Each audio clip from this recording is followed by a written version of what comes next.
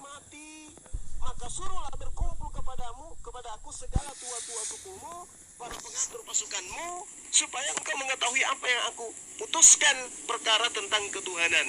Itu yang Musa terangkan di dalam Ulangan 31. Prediksi Musa itu sangat jelas. Ya, jadi prediksi Musa dalam amarahnya itu benar-benar terjadi. Bangsa Yahudi itu terbukti tegar tengkuk. Lalu kemudian prediksi Yesus juga demikian adanya. Ketika Yesus datang, di dalam kitabmu dikatakan Yesus datang ke negerinya sendiri, tetapi bangsanya tidak menerima dia. Lukas 13 nomor 34 jelas dikatakan, Yerusalem, Yerusalem, engkau yang membunuh nabi-nabi dan melempari dengan batu orang-orang yang diutus kepadamu. Berkali-kali aku rindu mengumpulkan anakmu, sama seperti anak ayam yang mengumpulkan induknya, induk ayam yang mengumpulkan anaknya, tetapi kamu tidak mau. Orang Yahudi itu nggak mau. Makanya Yesus itu mengatakan bahwasanya kerajaan Allah itu akan diambil dan diberikan kepada bangsa yang lain. Makanya tadi Ulangan 32 nomor 21 itu kubacakan padamu, dan kamu nggak bisa membantah itu, Bang Bingbung. Lalu kemudian oknum yang datang itu kelak dipanggil oleh Daud sebagai Tuan. Tidak mungkin Yesus itu tuannya Daud, nggak mungkin, karena Daud itu punya keturunan itu Yesus. Gak mungkin dia panggil anaknya Tuan. Makanya Yesus mengatakan, aku akan apabila penolong lain itu datang, maka dengarkanlah ia. Percayakah kepadaku, hai perempuan, ada saatnya akan tiba bahwa kamu akan menyembah Allah bukan di gunung ini dan bukan juga di Yerusalem. Itu yang perlu kamu pahami, Bung. Ya, Matius 22 nomor 44, duduklah di atas sebelah kananku sampai musuh-musuhmu kutaruh di bawah kakimu. Ini siapa ini? Siapa yang musuh-musuhnya itu takluk kepadanya? Siapa? Yesus. Yakin? Musuh yang mana? Yang mana yang takluk di kaki Yesus? Jadi kejadian yang Anda ambil dari kitabnya orang itu hanya cocok kepada baginda Rasulullah Muhammad SAW. Lambang pemerintahan tidak akan bergeser dari Yehuda sampai dia datang yang berhak atasnya. Memang tidak bergeser, nggak berpindah. Tapi kalau yang berhak itu datang, mau tidak mau, suka ataupun tidak suka, ikhlas ataupun tidak ikhlas, tongkat kerajaan itu harus berpindah dan masih bertahta sampai hari ini. Kerajaan Daud mana hari ini? Mana? Ya, apabila tongkat kerajaan itu berpindah kepada pundaknya, maka dia akan menaklukkan bangsa-bangsa. Siapa itu yang menaklukkan bangsa-bangsa? Siapa? Lalu kemudian di dalam Yesaya 42 nomor 1, lihat itu hambaku yang kupegang orang pilihanku, yang kepadanya aku berkenan, aku menaruh rohku ke atasnya, supaya ia menyatakan hukum-hukum kepada bangsa-bangsa. Siapa yang menyatakan hukum-hukum ini kepada bangsa-bangsa?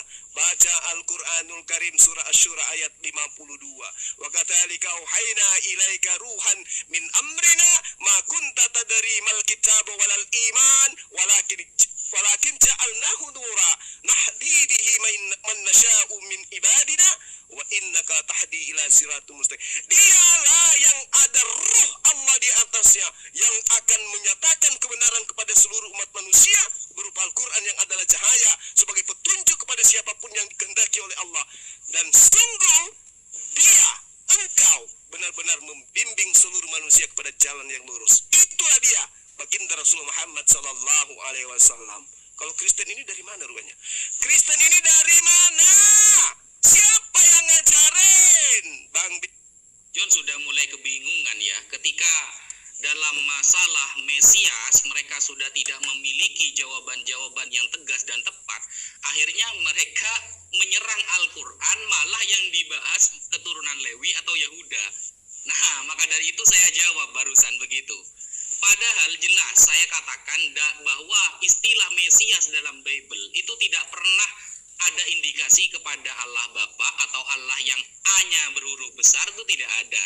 Sehingga untuk penyembahan atau penuhanan kepada orang yang bernama Yesus yang digelari Mesias menurut Anda, ya, itu tidak bisa dituhankan gitu loh. Karena di dalam Ibrani 3, jabatan Yesus itu apostolos, sama seperti Paulus ya. Apostolos, utusan gitu loh.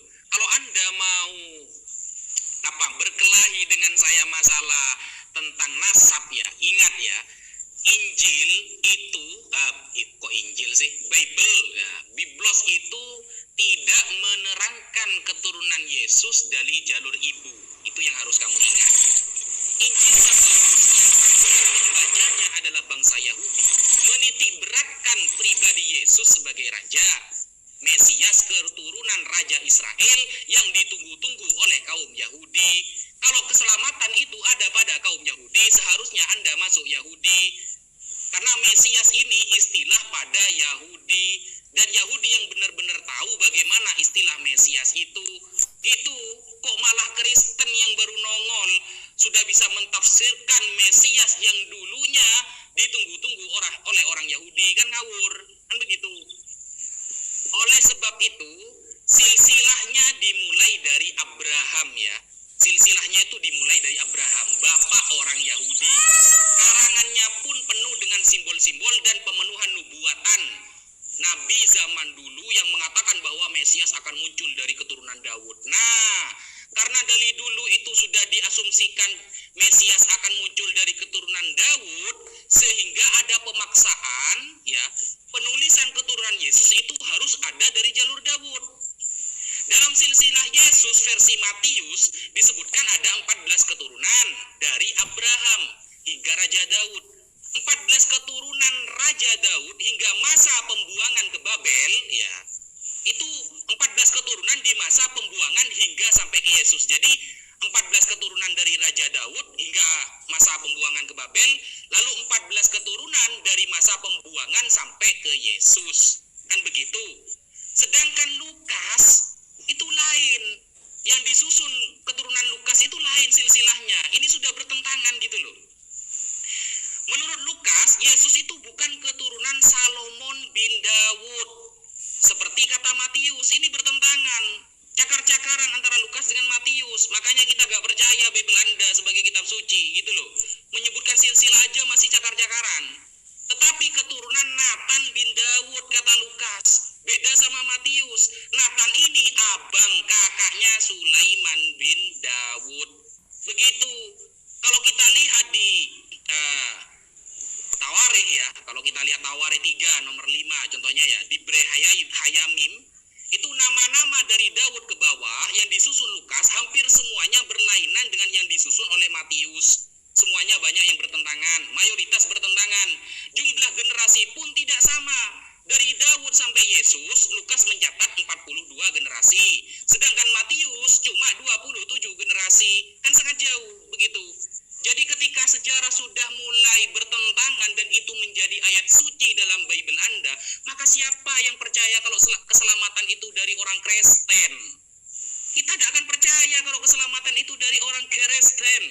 Yang benar itu Yahudi dan seharusnya kamu ikut Yahudi dalam Bible kamu. Kalau kita, Nabi Isa turun ke bumi, tujuannya apa?